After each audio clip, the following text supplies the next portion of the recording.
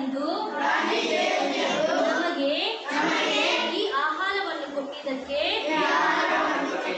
ಧನ್ಯವಾದಗಳು. ಹಾಗೆ ಇವತ್ತು ಎಷ್ಟೋ ಜನ ಊಟ ಇಲ್ಲದೆ ಪರದಾಡುತ್ತಿದ್ದಾರೆ.